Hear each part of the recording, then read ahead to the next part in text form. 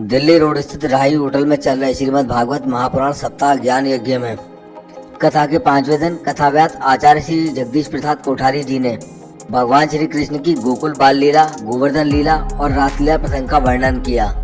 भगवान श्री कृष्ण द्वारा कालिया नाग के मर्दन के प्रसंग का वर्णन करते हुए आचार्य जी ने बताया, मनुष्य के भीतर जो कालिया नाग रूपी अहंकार है और विष रूपी नकारात्मक भावनाएं हैं, उनका भगवान श्री कृष्ण ने जिस प्रकार कालिया नाग पर नृत्य कर उसका मर्दन किया था, उसी प्रकार भगवान श्री कृष्ण हमारे भीतर नकारात्मक भावना रूपी विष को समाप्त कर अहंकार रूपी कालिया नाग का नाश कर देते हैं। प्रतिदिन बड़ी संख्या में धर्म प्रेमी श्रीमद् भागवत कथा का श्रवण कर धर्म, आस्था और आध्यात्म की त्रिवेणी में स्नान कर पुण्य लाभ प्राप्त कर रहे हैं। श्रीमद् भागवत कथा महापुराण के 6वें दिवस कंसोद्धार तथा रुक्मिणी विवाह प्रसंग का वर्णन आचार्य जी द्वारा किया जाएगा।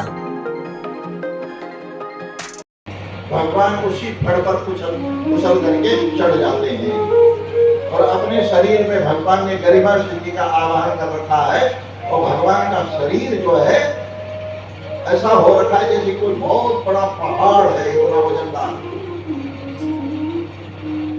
जिस फड़ पर भगवान कूदते हैं, नृत्य करते हैं नाग नथैया, उसी फड़ से जो है रक्त बमन करने लगता है।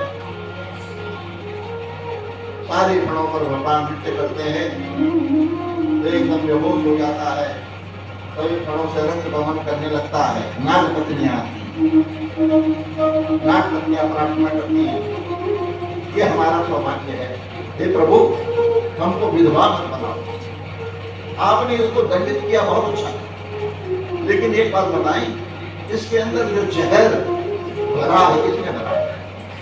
अरे आप ही तो सृष्टि में सब कुछ आप ही तो करते हैं, सारा सृष्टि की रचना आपने करी है। आप ही ने अमृत बनाया, आप ही ने जहर बनाया, तो ये भी तो आप ही ने बनाया, विषधारा है हमको।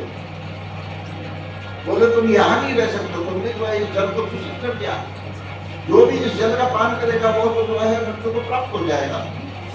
बोले यहाँ हम अपनी खुशी से क्यों नहीं रह रहे? यहाँ तो हम गरुड़ के भय से छुपे हुए हैं, क्योंकि गरुड़ यहाँ आ नहीं सकता।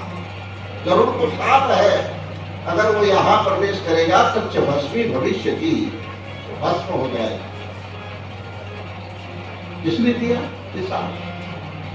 राजा परीक्षित जब पूछते हैं, सुखदेव जी महाराज कहते हैं कश्यप जी की 13 पत्नियां हैं।